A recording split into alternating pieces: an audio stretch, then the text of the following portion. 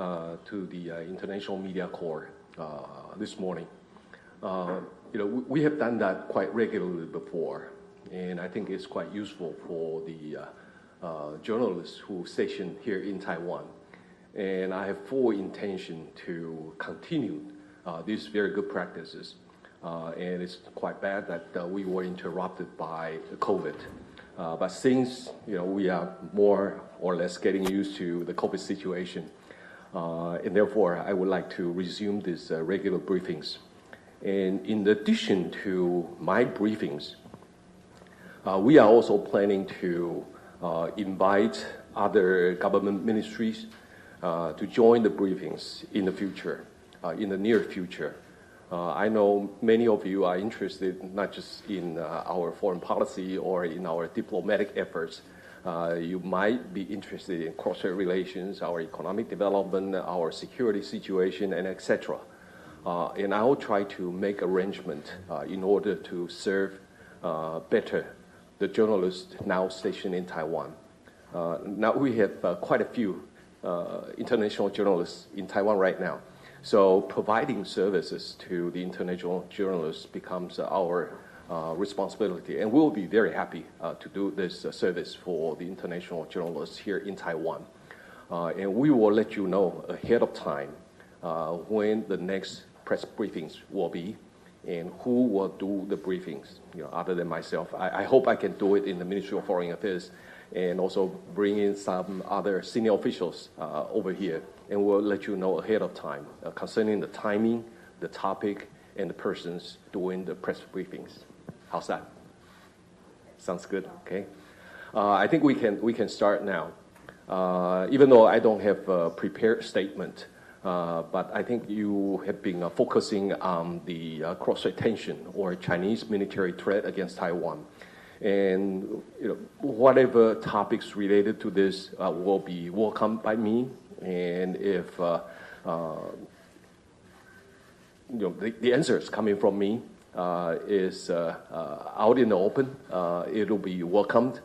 But after the open press round, if you have anything specifically that needs to have backgrounder, for example, anonymous or off the record type of discussion, I'll be happy to do so as well. I think the purpose is very, very simple. It's to provide good services to the international journalists to station in Taiwan. Thank you very much, Minister. Before proceed to QA, I'd like to quickly acknowledge the presence of our MOFA's spokeswoman, Madame Joanne Oh as well. Thank you, Joanne. So as a good tradition, usually the first two questions would come from the president of the TFCC. So may I invite Mr. William Young for your questions, please. Hi, Minister and Joanne and Catherine. Thank you so much for organizing this briefing.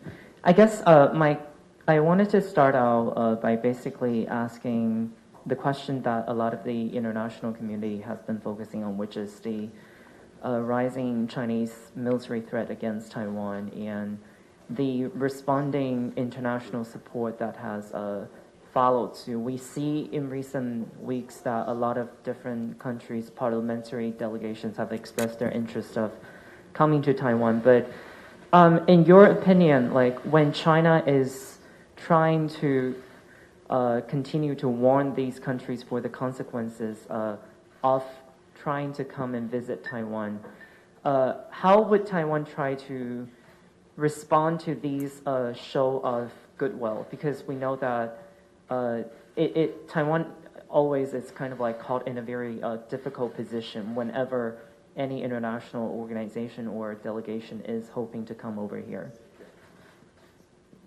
Thank you very much, Willie, for that outstanding question. For those who cover Taiwan for a long time, like all of you, understand the Chinese motivation on Taiwan. What China wants to do is to cut Taiwan off the international connections. So in the future, if China wants to attack Taiwan, there will be no support for Taiwan. So this is a Chinese motivation. And because of that motivation, they try to stop Taiwan's friends from coming to Taiwan, or trying to stop international friends from showing support to Taiwan. And every time there's a strong show of support to Taiwan, especially coming from the non-diplomatic allies, the Chinese pressure has always been there. What China wants to do is to harass those people or to coerce those people from coming to Taiwan and show their support, or from showing support from their countries. So this is the Chinese motivation. But you can understand Taiwan. We not only is an economic powerhouse, we are also a responsible international player. And Taiwan has been seen as a force for good in the world. So connecting with the international community has always been our mission, especially the mission of the Ministry of Foreign Affairs. And we will not stop making friends just because of the Chinese threat against Taiwan. By the same token, I don't see that there's any reason for international friends to show their support for Taiwan just because of the Chinese coercion. We won't bow to pressure. And this line has been repeated by the president, repeated by me, and repeated by other senior officials. And I think the regular people here in Taiwan will also tell you this. Even though Chinese trying to coerce us internationally, trying to coerce our friends, to stop our friends from coming in, it won't work, because we will continue to make friends, and because the international community will continue to show their support for Taiwan. And in contrast to what China has been trying to do, for example, because of the military pressure that China has demonstrated against Taiwan, there are more people than ever who wanted to come and show their support in Taiwan. And you have seen quite a few already. And I can tell you that there will be more. A lot of international friends have already told us that they are very interested in coming to Taiwan. And the purpose is very simple, just to show solidarity with Taiwan, and we appreciate that very much. Do you have any follow-up? Follow-up, please. And I guess like a lot of these visits seem to bring a lot of symbolic importance to the democratic world's support, and also for Taiwan. But at the same time, like from your perspective as Taiwan's foreign minister, are there any concrete steps that Taipei wants to take in order to actually deepen the substantial actual ties with different parts of the world? We see some efforts already in Central and Eastern Europe in recent years, but like, are there any other more, I guess, like concrete steps that you think Taipei is or plans to take in order to actually deepen ties in different parts of the world? That's a very good question. I think there's a lot of discussions on the visitors coming to Taiwan, whether they are coming here only for symbolic reasons, or whether there's any substance to their visits. If you have a better understanding of the Taiwan's international standings or our interactions with the international community, very often symbolism can be substantive. For example, China is trying to cut us off from the international support. So for the Taiwanese people, seeing the international support is very important, and this is the way to keep us going. This is a way to keep the Taiwanese people in high morale. So that might be symbolic, but it has more substance to anything else. And moreover, we are also looking for more opportunities to engage other countries on economic matters, on people-to-people exchanges, things like that. And very often they are very successful. For example, you mentioned about the Central and Eastern European countries. The economic interaction with these countries are going great. And we will pursue our substantive relations, economic relations or political relations, or other type of relations with Central and Eastern European countries to make sure that they look at Taiwan not just for symbolic reason, but also for substantive reason. Thank you, Minister. Thank you, William. As also a good tradition, I would like to invite the rotating secretary of the Taipei Japanese Association, Mr. Suzuki, for your 2 questions. 林务支局长，请。你好，部长好，我叫日本读卖协会的林木。我刚才也部长谈到，但是进一步想听具体的事情，还是美国的佩洛西议长的来访，虽然带来了台美双方展现友好的契机，但也引来中国的强烈反弹。可以预见中国可能对台湾外交关系打压力度。请问台湾外交上已经3个礼拜已经受到某些打压，还有预估将来跟友邦关系以及参与国际组织的活动会受到怎样阻碍？如果有受到影响，外交部将采取怎样的作为？非常谢谢林木先生刚刚的这个问题。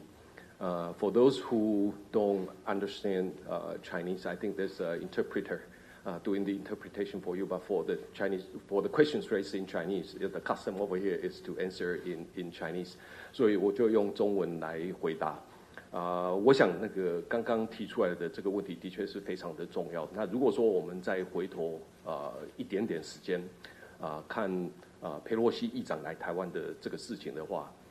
我刚刚已经提到，就是说，我们台湾在国际社会上面需要这个国际的支持，不管是美国的支持、日本的支持，或者是其他国家的支持，比如像最近就有2位日本的重量级的国会议员在台湾，那这个就是对台湾表达的支持，那我们都非常高兴，也非常的感谢。那还有其他的国家认为说台湾值得支持的，不管是在道义上面，或者是说在实质的议题上面，他们愿意到台湾来表达支持的，我们都感到非常的欢迎。那我想中国的打压或者是军事演习，不会停止台湾在国际社会上面交朋友，也不会去阻止国际社会上面的这些好朋友到台湾来表达他们的支持。那 Nancy Pelosi 就是佩洛西议长来台湾并不是一个特例，在25年前，美国的另外一位议长Newt Gingrich 就来过台湾访问，所以这个是跟美国议员到台湾来访问，这个是非常一致的包括现在就有一位美国的参议员 Marsha Blackman 在台湾访问。那所以这个议员来台湾show their support 就表达他们的支持，这个事情是跟过去这段时间是一致的。所以中国拿佩洛西议长来当做演习的这个借口，那这个就是一个借口而已，这个就是一个借口而已。那我想如果说再看一看中国在过去这一段时间在8月初所做的这个军事演习。我们可以了解到，这个根本就是中国未来在侵略台湾的一个剧本。他们依照这个剧本来做他们的演练。比如说飞弹试射，一共射了11枚飞弹，在台湾的周遭。那另外还有大规模的这个海空军的这个演练，非常大规模。那另外还有骇客的攻击。包括我们外交部有一段时间我们的网站都被攻击而导致停止运作。那另外还有很多的这些 disinformation， 就是假讯息的攻势。那另外还有经济的这个胁迫，包括停止100多家台湾的这个公司的很多的产品销到中国去。所以这个整套都是中国他们未来侵略台湾的这个剧本。那这一次的这个演习就是他们侵台剧本的一个演练而已。那这个问题的确对我们来讲是很重要的这个事情，而且不只是台湾是觉得很重要。我相信周遭的国家，或者是说任何一个国家跟台湾有做生意或者是对区域的这个和平稳定有这种has a stake in it， 就是说跟他们有关系的话，他们都应该感到忧心忡忡。如果说看一看过去这30-40年、40-50年，能够维持台海和平与稳定的关键，就是一个 status quo， 包括海峡的中线，那海峡的中线长年以来已经变成那个维持和平与稳定，或者是说表达两岸现状的一个非常具体的象征。可是在8月初的这个演习里面，中国就已经不断的跨越了海峡的中线，不只是他们的空军，包括他们的海军都是一样跨过海峡中线。那到目前为止，他们仍然是在这样子做，所以显然中国的这个动机是要打破台海的现状。打破台海的现状之后，他们要压缩台湾的这个防卫的这个空间，所以这个对我们来讲是非常重要的事情。我相信对台海和平与稳定关心的这些人都是一个很重要的这个事情。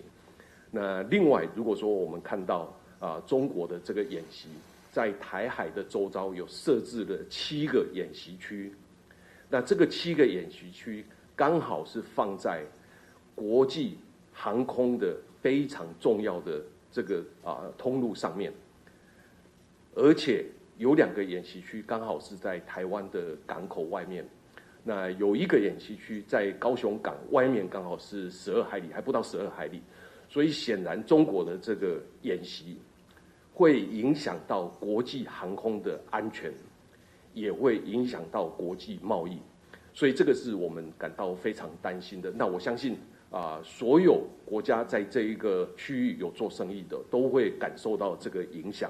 好，那如果再往回头看一下的话，不好意思，这个时间我花比较多，因为我觉得这个很重要。如果我们往回头再多一点时间来看一下中国的现在破坏台海两岸现状的这个做法，其实不是才昨天、前天或者是3个月而已。从去年，中国人民解放军的发言人就对外说 ，There's no such thing as the median line of the Taiwan Strait， 就是说没有台海中线这一件事情。那在上个月、上个月，在 Shangri-La Dialogue 的时候，中国的外交部发言人也对外说明，就是说台湾海峡不是一个国际水域，台湾海峡属于中国的主权。是中国主权管辖的范围，那可以看得出来，中国的这个想法，它的 motivation 是不断的透露出来。那他们想要去做的，就是说破坏台海的现状，把这种国际社会上面可能的这个干预的这种基础把它给破坏掉。所以这个是一个非常重要的事情。那我再讲最后一点，就是说在裴洛西议长来台湾的时候。中国外交部的发言人不断的去说，美国必须要负起全部责任。但是，如果是美国必须要去负起全部责任的时候，为什么会发动这个对台侵略的这个剧本的演练？所以这个事情是要让我们大家来进一步思考的。那有关于日本我想可能大家都非常的关心。因为这一次的那个演习区，中国的那个飞弹有5颗落到日本的 EEZ， 而且那个国际的航空或者是水运的这个通道，可能也会影响到区域的这些国家。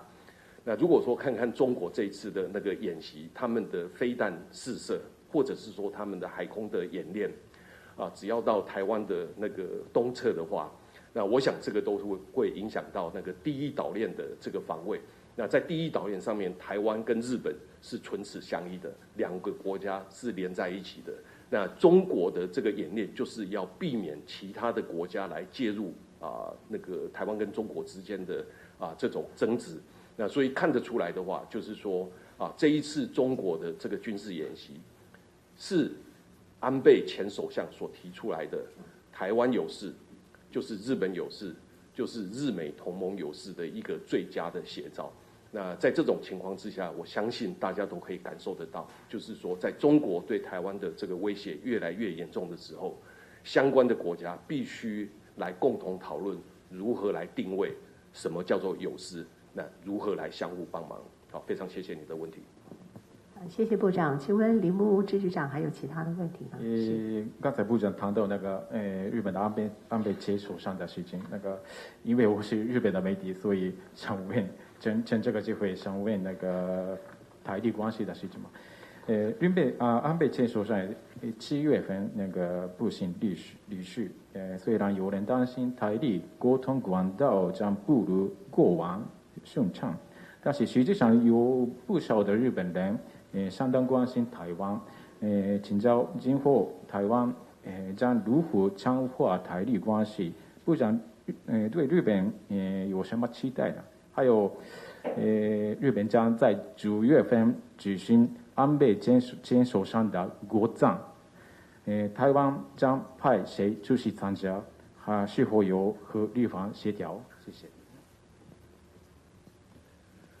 非常谢谢。我简单的回答就是说，台湾跟日本之间关系是非常的好，而且这个关系好是有非常强健的这个基础。如果说看一看过去这几十年来，台湾的人民跟日本的人民之间的这种感情是非常的浓厚的。不管日本发生了什么事情，那只要有需要台湾人民协助的地方，大家都看到了，台湾人民是非常积极的这个协助。比如说在东北震灾的时候，台湾的人民的这个协助让日本人都讲到现在。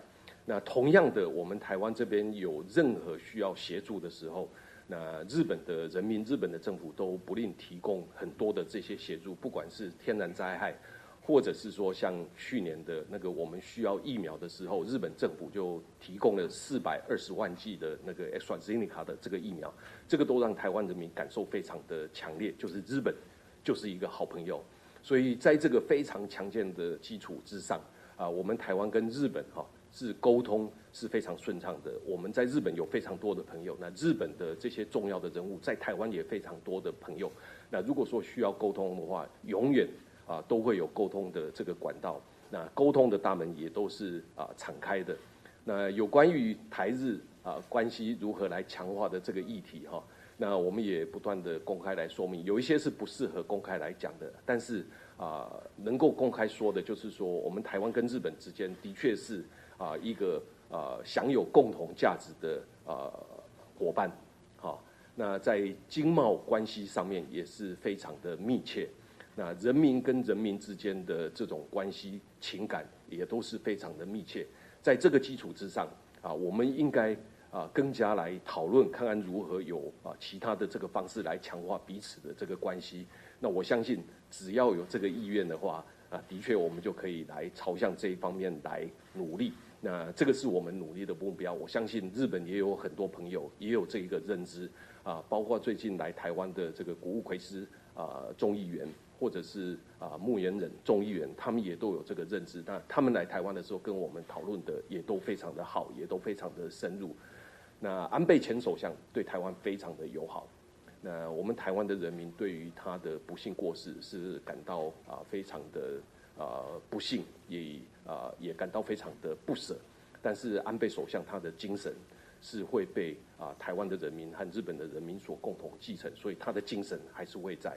比如说他最重要的 legacy 就是 Free and Open Indo-Pacific 自由开放的这个印太区域。到目前为止，除了台湾不断的在阐述自由开放的印太区域，看连澳洲美国，甚至越来越多的这种像加拿大或者是欧洲国家都在讨论自由开放的这个印太区域，这个就是安倍首相最好的 legacy。那至于9月27号的这种安倍首相的这个国葬，我们已经接到的这种日本的通知。那我们如果说有决定的话，我们会对外公开来说明。好，谢谢你。Thank you, Minister. Thank you, 李木支局长. Now the floor is open for further questions.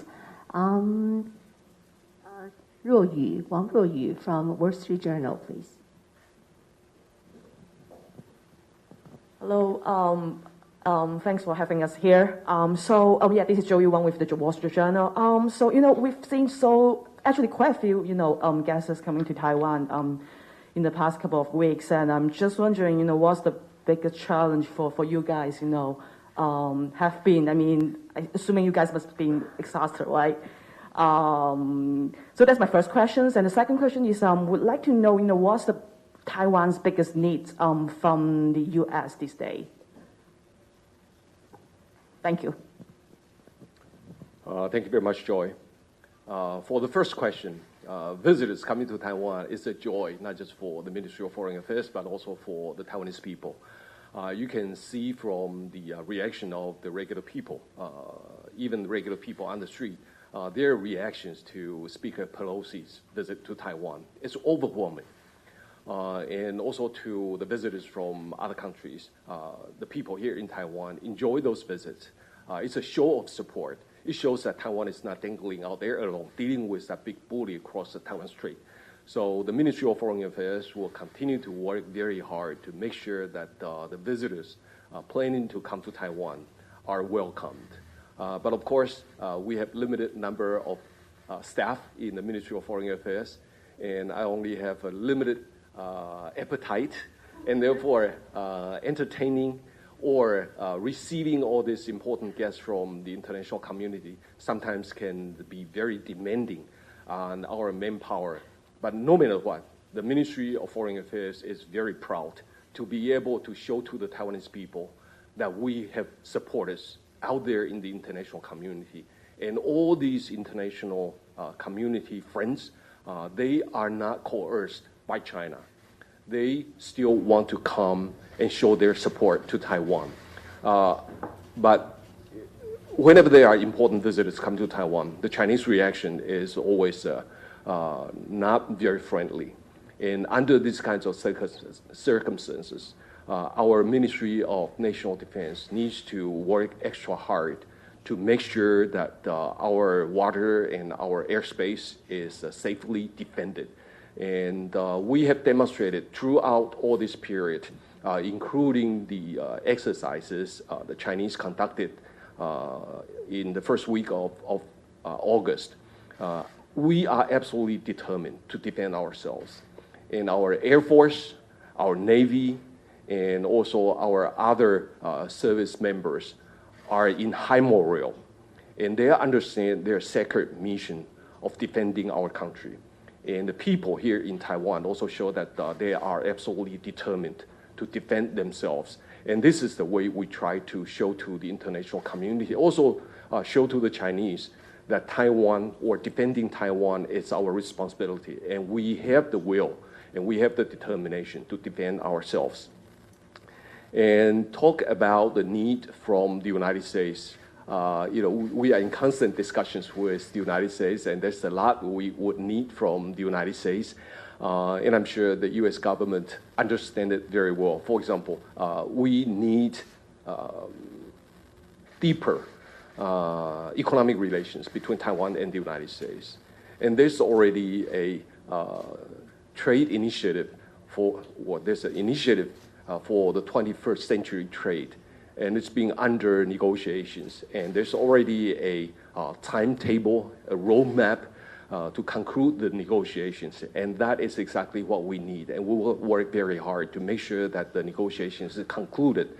And on the defense matters, we have been working very closely with the United States. We want to procure more defensive weapons from the United States, and we also need to work or discuss with the United States in depth concerning Taiwan's defense, and that has been going on, and we will continue to do this. And another thing is that the United States not only has the administration, but also has a legislative branch, and we want to continue to work closely with the members of the Congress on both sides of the aisle to make sure they understand Taiwan, they understand the need of Taiwan, they understand the need for Taiwan to continue to receive their support. And other matters would not be governmental, but on the policy community in general. We want to continue to work with the policy community in Washington, D.C. or in other parts of the United States to make sure that they understand Taiwan. There's no misunderstandings between the two sides. And we also want to ensure that they will continue to show their support to Taiwan. You probably noticed that there's a group of Harvard scholars came to Taiwan, and they left this morning. And as a result of the discussions with them, I think they were very impressed with Taiwan, not only in Taiwan's economic ability, but also in Taiwan's strong will to defend ourselves. And they are very impressed, and I'm sure when they go back to the United States, they will continue to show their support for Taiwan. So this is just one of the examples. We want to make sure that the U.S. Government, Congress, and the regular policy community will continue to show their support for Taiwan, and that is our mission. We'll continue to work very hard. Thank you, Minister. Thank you, Royu. Sebastian from Politiken, please. Hello, Sebastian Kilter from Politiken in Denmark. Continuing on this question, you seem to have a quite good hold on the political elites of the West at present. In Denmark, also Danish politicians are planning to go or hoping to go to Taiwan later this fall. However, I think many Danish people still see Taiwan primarily through the lens of great power struggle between the US and China. So my question is, what is your message to the Danish people, and I guess people of Europe and the world, to make them truly care and understand about the plight of Taiwan? And related to that, what are the Taiwanese government doing to strengthen people-to-people ties between Taiwan and people of Denmark and Europe and the world? Thank you. This is a very good question. It's also a broad question, not just on Denmark specifically, but also a broader perspective on our relations with Europe. Ever since I came to the Ministry of Foreign Affairs, I myself and also our colleagues in the Ministry of Foreign Affairs have been working very hard on our relations with Europe. And in the past several years, you have already seen the significant improvement of relations between Taiwan and Europe. Sometimes you may want to look at some symbolic steps or event to understand the substantive relations between Taiwan and European countries. For instance, in 2018, I was invited to speak at the Democracy Summit of Democracy in Denmark. And as far as I know, that was the first time Taiwanese foreign minister was allowed to make a public speech in Europe. And then in last year, I visited Slovakia and the Czech Republic and also Brussels. And I gave open speech in Slovakia and the Czech Republic. And these are some of the highlights of the improvement of relations between Taiwan and the European countries.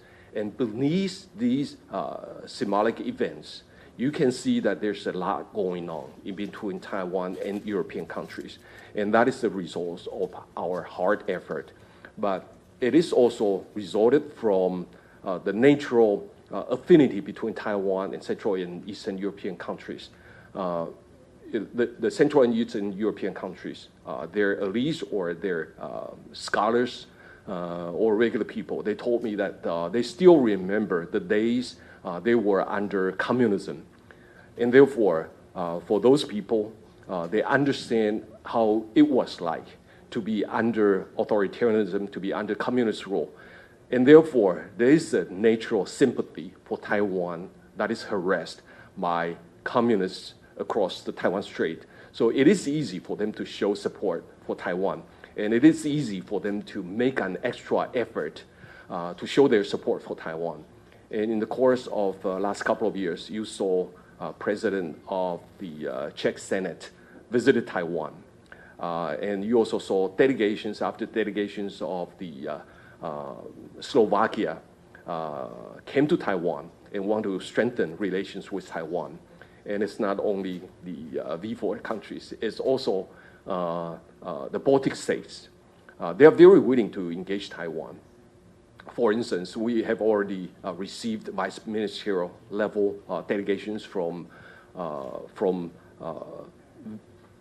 Lithuania for the last year. There will be more visitors coming from Lithuania. And you can see from the Lithuanian senior officials' reaction to the Chinese military threat against Taiwan, it is also very heartwarming. For example, Landsbergis, the foreign minister of Lithuania, wrote an op-ed in the Telegraph saying in a very strong way that the world should not allow Taiwan to be the second Ukraine. And I think the Taiwanese people remember that. And in order for us to reciprocate the goodwill, you can see the Taiwanese people, the regular people, they want to work extra hard to make sure that the trade relations, cultural relations, tourism, and etc.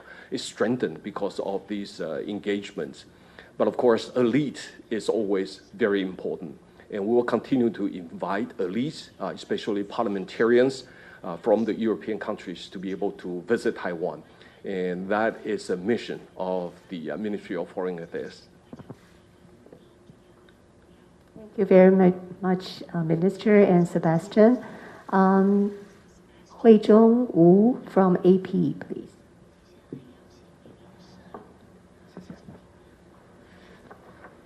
Hi, my name is Huizhong from the Associated Press.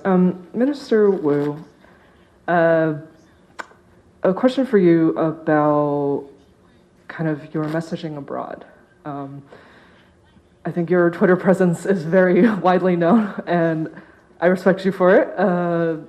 Given you have wielded Twitter very effectively. But I had a question just about kind of your messaging on China.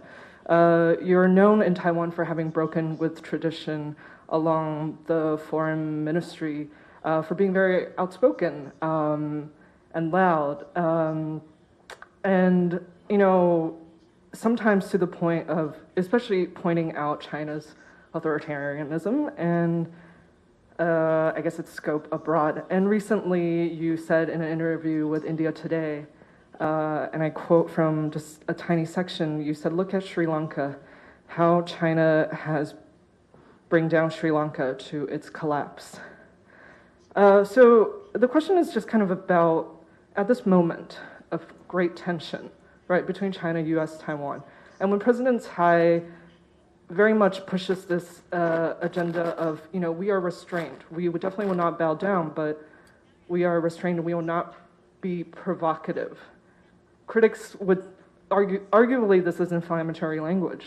How do you see your role in putting out this kind of rhetoric, and how does it mesh with, President Tsai's overall alignment of restraint? Thank you. Well, thank you very much for that question. I always look at myself as the government spokesperson. We used to have a government agency called Government Information Office, GIO. And the GIO director serves as Taiwan government's spokesperson. But we don't have GIO anymore. And part of the GIO operation is merged with the Ministry of Foreign Affairs. And therefore, I look at myself as not only the Minister of Foreign Affairs, but also the spokesperson for the Taiwanese government. And therefore, it is important for Taiwan's voice to be heard in international community. And I need to play that role to make sure that my voice is heard in the international community. And for your information, I have conducted interviews or received interviews by international media quite often. And the reason is very simple. It is that I need to let Taiwan's situation to be known to the international community. And Twitter messages or Taiwan releases coming from the Ministry of Foreign Affairs sometimes can be seen as rather critical of China.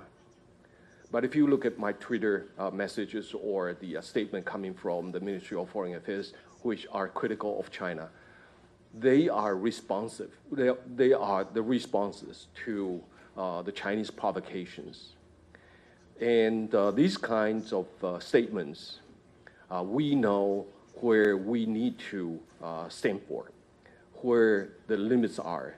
And therefore, we look at the responses from the Ministry of Foreign Affairs or from myself is perfectly in line with our way of dealing with China. That is confident and calm and responsible. We understand perfectly well what kind of statement is going to provoke a cross-strait crisis. And you don't see that at all in our responses. And for those international press briefings or international media interviews, I need to say something that they can relate to.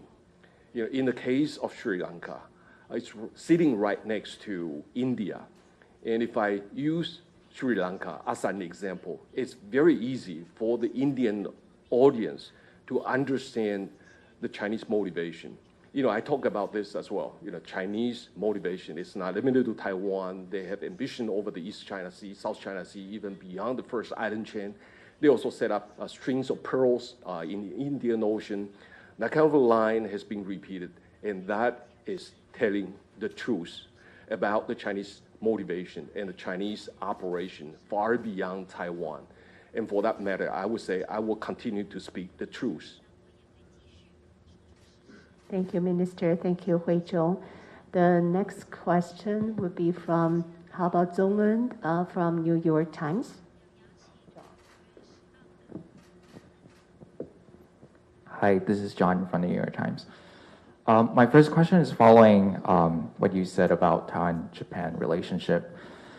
We know in the past, like both you and President Tsai have called for Taiwan-Japan security dialogue, especially between the officials level. I wonder if Pelosi's visit and the subsequent, the military exercise by China has sort of like reignited that urgency. That's my first question. And the second one is, because you earlier commented on the defense needs of Taiwan, and that you will, that Taiwan will continue to ask for more weapons, essentially, from the United States. So I wonder, like, there seems to be an increasing mismatch between what Taiwan wants and what U.S. wants to give. From the U.S. side, it's the asymmetric weapons. From Taiwan side, conventional weapons. What's your view on that?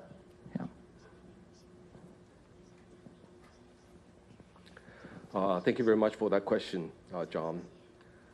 If you look at the Chinese military exercises at the beginning of August, I'm sure you can feel the same way that we feel as well. The Chinese designation of the zones for exercises happen to be on the very busy international transportation routes or the routes of international trade. And the kinds of interruption, even it is just for exercises, it's going to have impact on the international trade and also the international communication. And therefore, the real impact is not just going to be on Taiwan. All the countries that rely on the transportation routes along the Taiwan Strait or surrounding Taiwan is going to be impacted. And look at the Chinese missiles that landed in the area that claim to be Japan's, or Japan claims to be their EEZs. And the practice of that seem to be trying to deter future possible intervention by other countries in the cross-strait conflict. It's a practice of A2AD, anti-access and area denial type of warfare.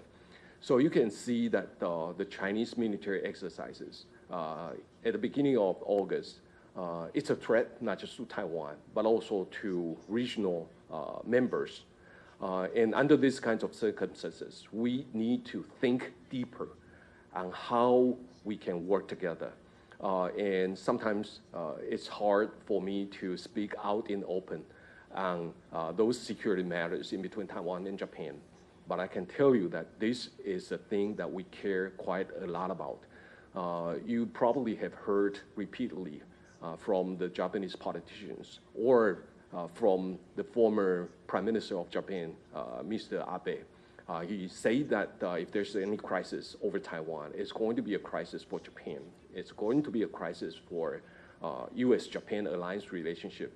And therefore, we understand the cares of the Japanese people concerning the safety of Taiwan.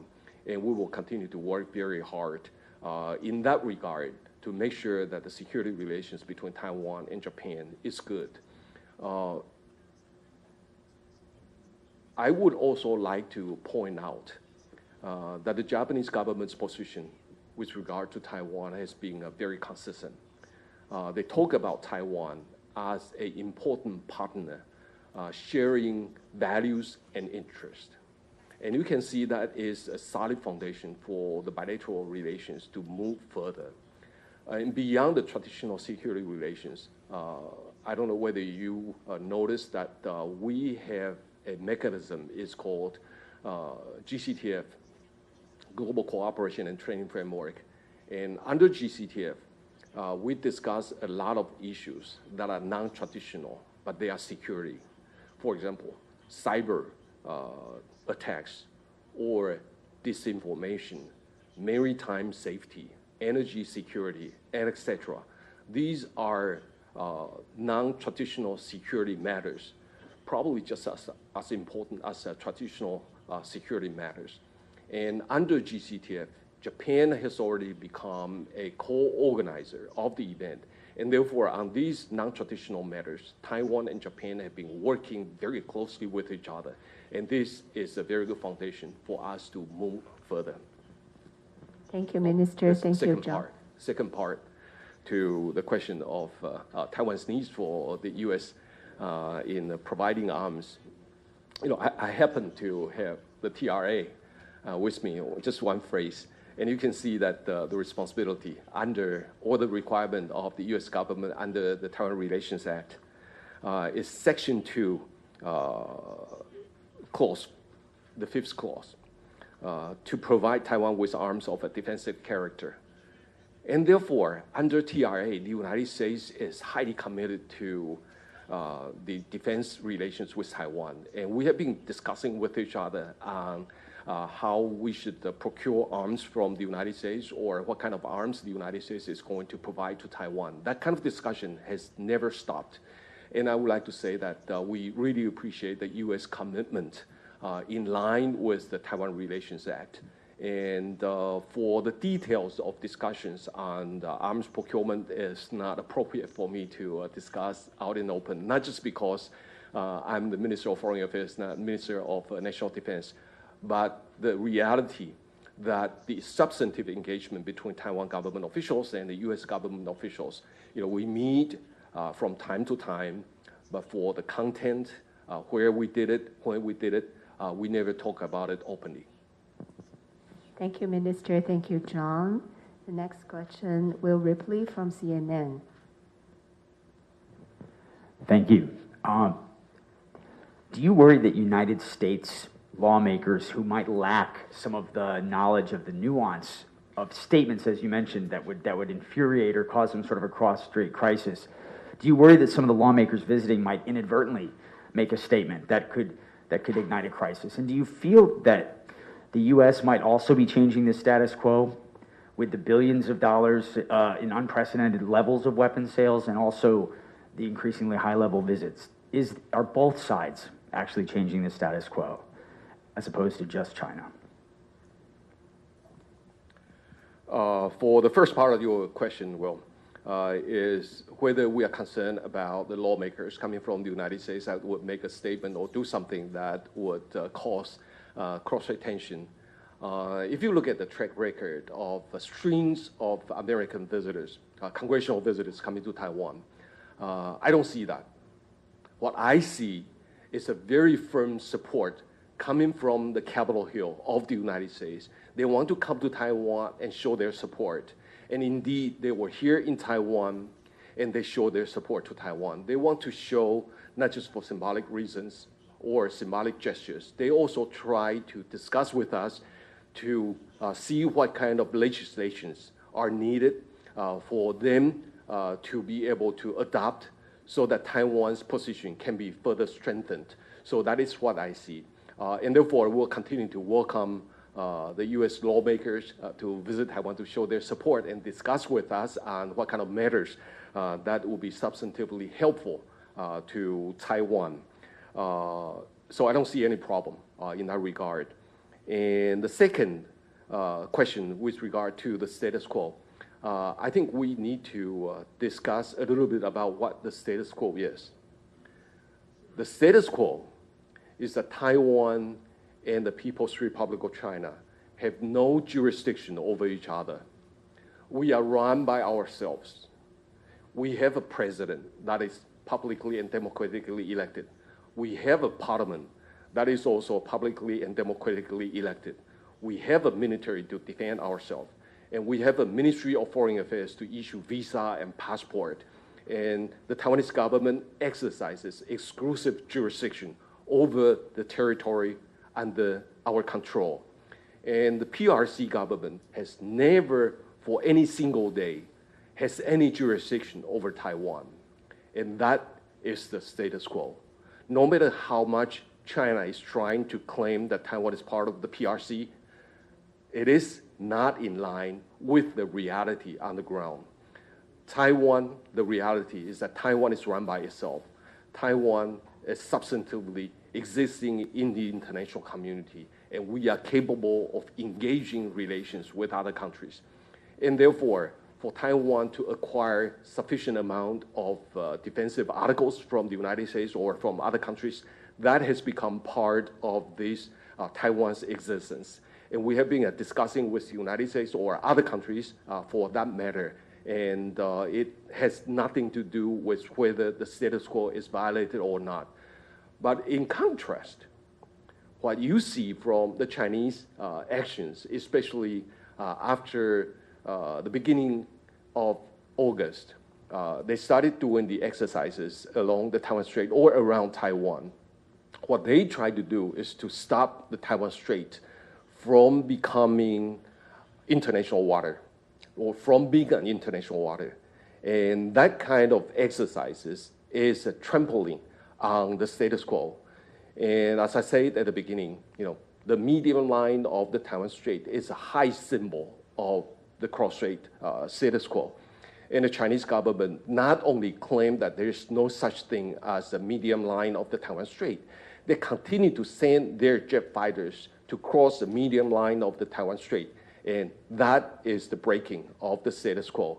And that kind of activity should not be accepted by Taiwan or the international community. I think we should work together to restore the status quo across the Taiwan Strait to make sure that the peace and stability will continue to exist. President Tsai has said something even before her election as the president of Taiwan. She said this back in 2015 in her visit to Washington, D.C., and that line continued to be valid. That line is the status quo serves the best interest of all parties concerned, and I will continue to say that. Thank you, Minister. Thank you, Will. The next question would be Will Glasgow from Australia.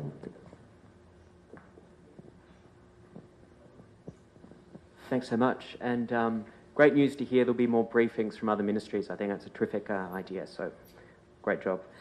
Following very closely on what other Will said, right now, John Bolton, the former National Security Advisor of Donald Trump, is in Australia. And he's just given an interview with my paper, The Australian, where he said he expects all the Republican candidates, all the serious ones, in the 2024 presidency, except for his former boss, Donald Trump, will be advocating for the official recognition of Taiwan and also the end of strategic ambiguity and embracing strategic clarity. Now, as we just said, that'll be quite a change in the status quo. So my question is, as the spokesperson for the Taiwanese government, does the Taiwan government support what John Bolton's saying the Republican candidates are going to do? I mean, one of them, Mike Pompeo, did as much here in Taiwan. Does the Taiwanese government support that? Do they want the US Democrats to join them and make that a bipartisan position? Or would the Taiwanese government, like the Australian government and other shared partners of Taiwan and America, to tell the Republican candidates, calm down, this could be really dangerous? Thank you. Thank you very much for that question. And this is a very challenging one. John Bolton is a very good friend of mine, and his support for Taiwan is always unwavering. And that kind of support is always highly appreciated. I have no details of his remarks in Australia, but I think he mentioned something like that previously. And for the important visitors coming from the United States, from the Republican side, we already saw former Secretary of State Mike Pompeo. He was here in Taiwan, and was here in Taiwan just to show support to the Taiwanese people. And there's already a news report that he's planning to come again. But as long as we have friends who are willing to come, they are always welcome. The relations between Taiwan and the United States, especially coming from the U.S. side, the relations have always been governed by the Taiwan Relations Act. And it is said very clearly, and we have a tremendous rooms of exercise or maneuvers for the relations between Taiwan and the United States. Still remember, I don't have it with me, but if you have a chance to look at the Article 4 of the Taiwan Relations Act, in absence of the diplomatic relations in between Taiwan and the United States, whenever the law of the United States mention about the state, the nation's government, or other similar entities, such law will apply to Taiwan. And therefore, with the existence of the Taiwan Relations Act, the Taiwanese government and the U.S. government's relations are already very substantive. And the lack of diplomatic relations does not prevent Taiwanese government from engaging the U.S. government in a very close way.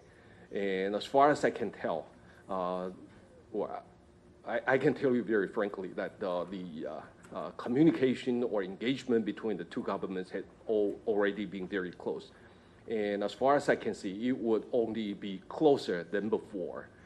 So this is what we have been looking at.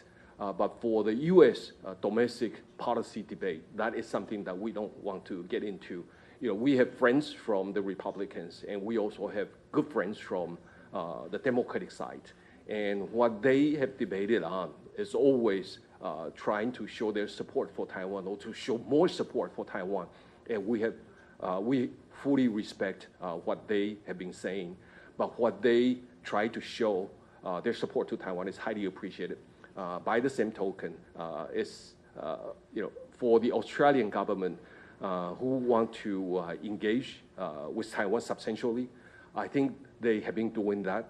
And that kind of support or that kind of engagement is highly appreciated by the Taiwanese people, by the Taiwanese government already. And we will continue to look for ways that Taiwan and Australia can engage in more areas of cooperation in trade, in people-to-people ties, in tourism, or other matters. And security matters probably a very important one. If you look at the Chinese expansion in the Pacific, these will probably bring the attention to the Australian government. The Chinese military exercises breaking out of the first island chain has become very frequent.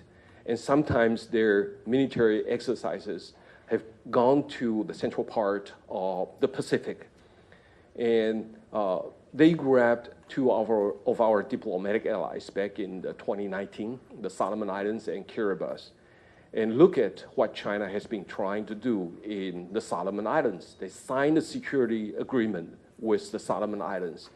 And that got our Australian friends very nervous, because the Solomon Islands is right at the doorstep of Australia. And under these kinds of circumstances, the like-minded partners, Australia included, need to think about how we should cooperate with each other to prevent authoritarianism from expanding further. Thank you, Minister. Thank you, Will.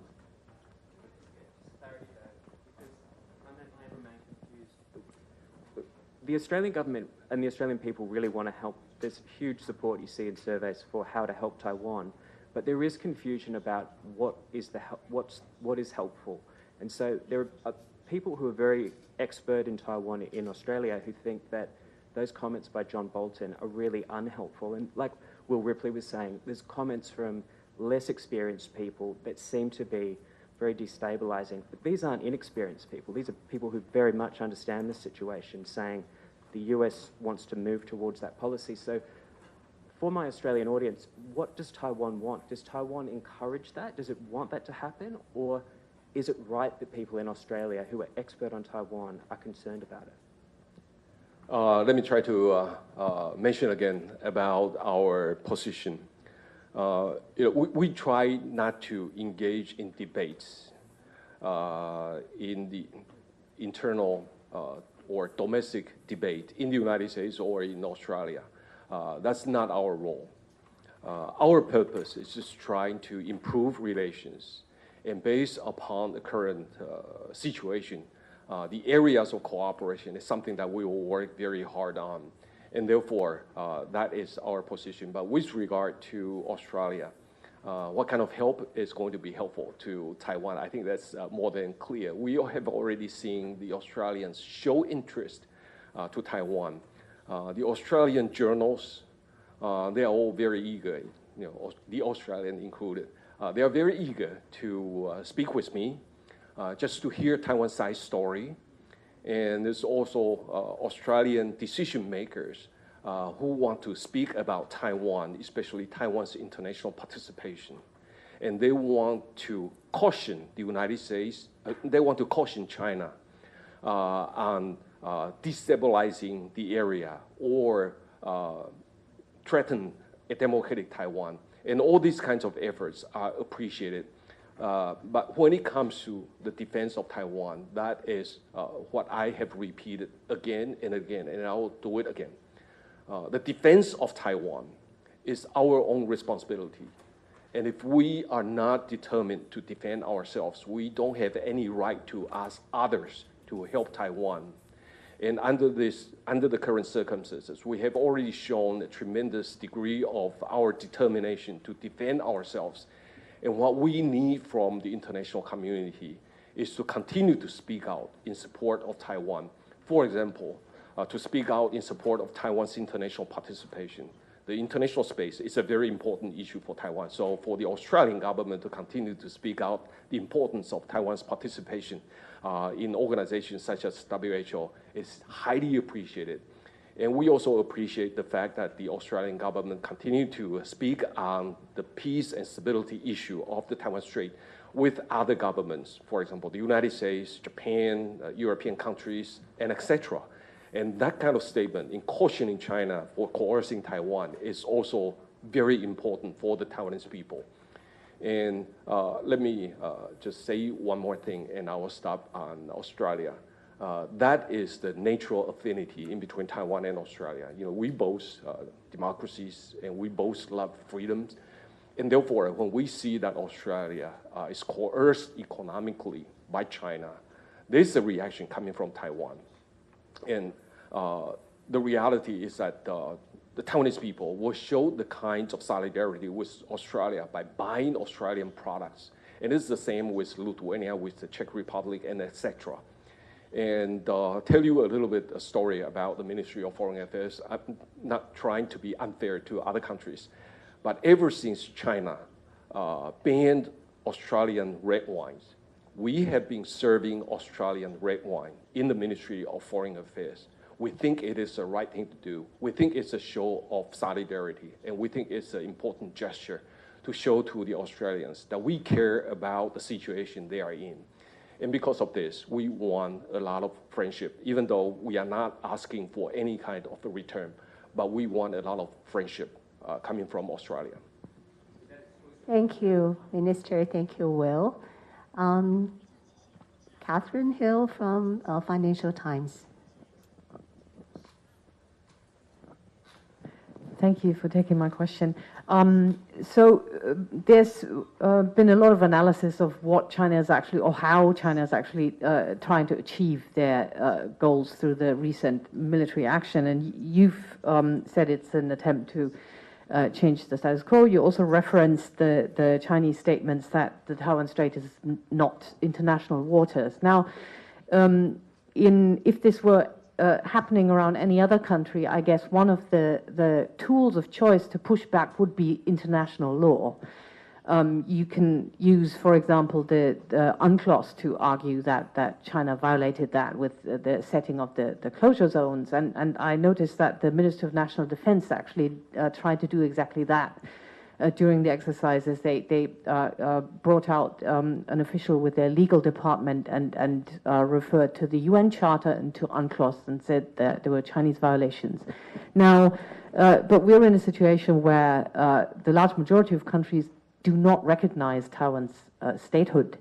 So a lot of things that apply to UN member countries, people might argue that it wouldn't apply to Taiwan. So I wonder if you have looked into any kind of legal avenues or options to counter this Chinese salami slicing. That's because they have for them this is lawfare as well. They have a legal goal and they want to establish a certain new status quo that would underpin their sovereignty claim. So I wonder if the Ministry of Foreign Affairs, with your legal expertise, if you see any options to use that to push back. Thank you.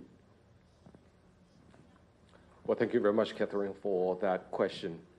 We do look at the international legal aspect of the Chinese military exercises or their claim of the Taiwan Strait as their own water rather than international water.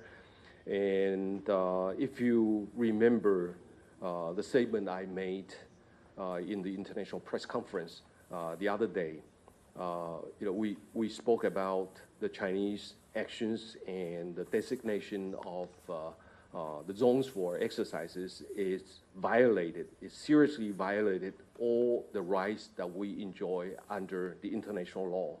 And therefore, you can see that we have studied the international law, and UNCLOS is just one of them, and including the Taiwan Strait being claimed by China as its own internal water or under its sovereignty. It is a violation of what has been going on for a long, long time. The international transportation routes going through the Taiwan Strait has been going on for decades. And therefore, for China to claim that this is its internal water, it's a violation of the international practice. And I don't think that the international community is going to accept this.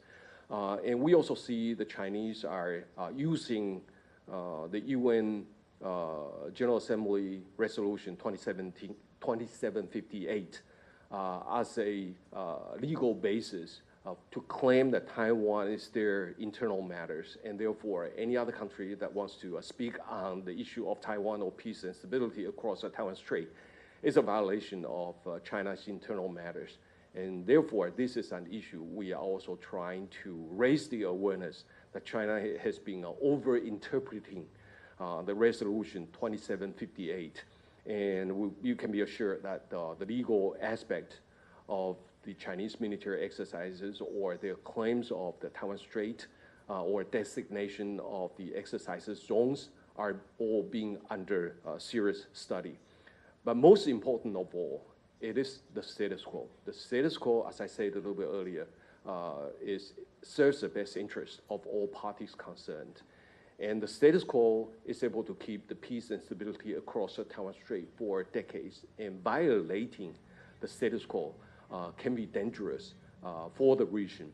And therefore, the most important thing for the international community to be aware of is that China has been violating the status quo by claiming that the Taiwan Strait is its internal water, or conducting military exercises by breaking the medium line of the Taiwan Strait.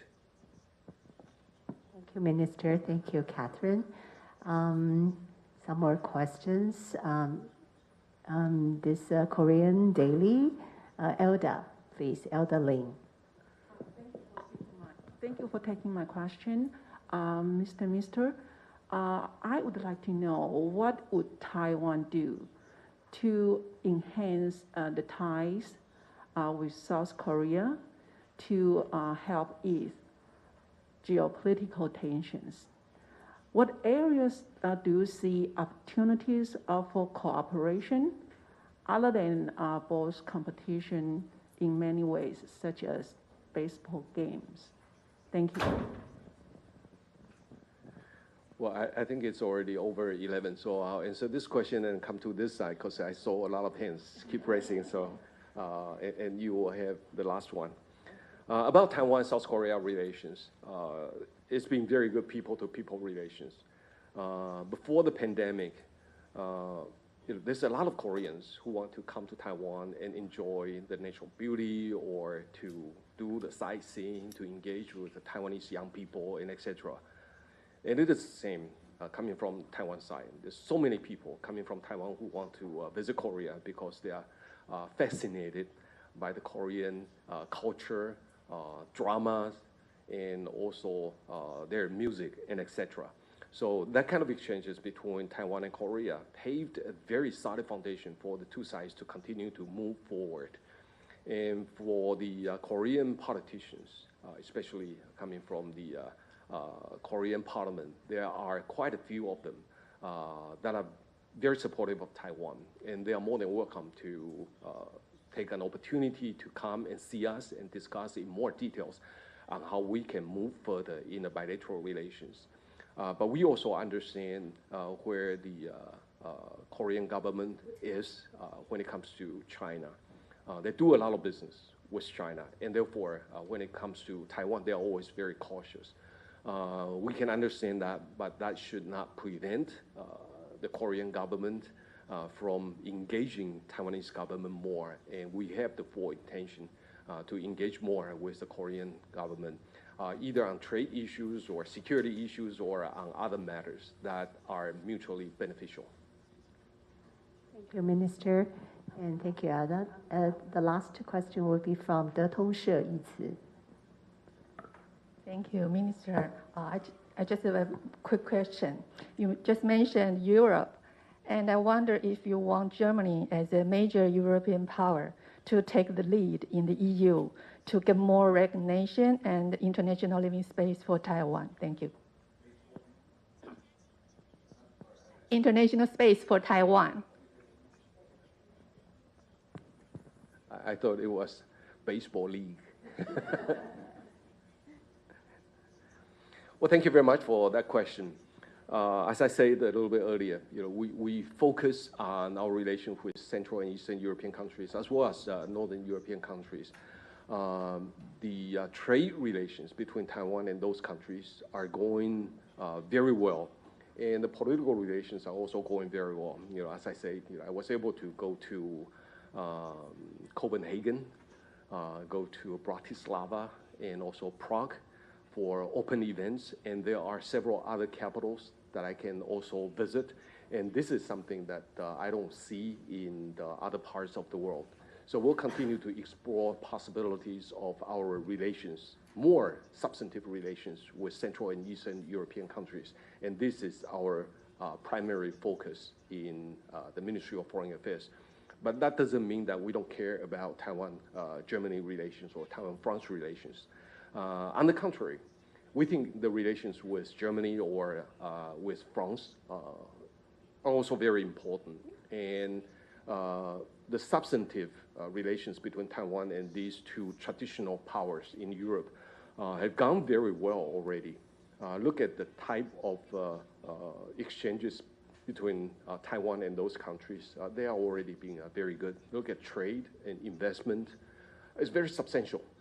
And we will continue to look for ways to substantiate it or to make the relations even more substantial. But for the international space issue, I would say that Germany, France, UK, and etc., the traditional powers of Europe, have been very supportive of Taiwan's international participation. Every time when the WHO is rolling along, Germany, France, UK, and etc.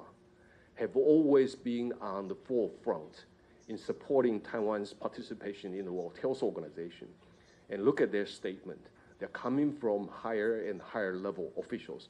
So that kind of support is highly appreciated, and we'll continue to work with them to make sure that they continue to support Taiwan's international participation. Thank you, Minister. Thank you, Yu-Tzu. So now I think today's briefing has come to an end. A lot of good questions and great and candid answers. And we're looking forward to doing more of this kind of a briefing with the minister or other governmental officials Thank you again for your participation. I'd like to conclude the briefing by wishing everybody a great day and stay healthy. Thank you. And also have a good weekend. I know there's still several hands not being named, and I can understand that is because we haven't done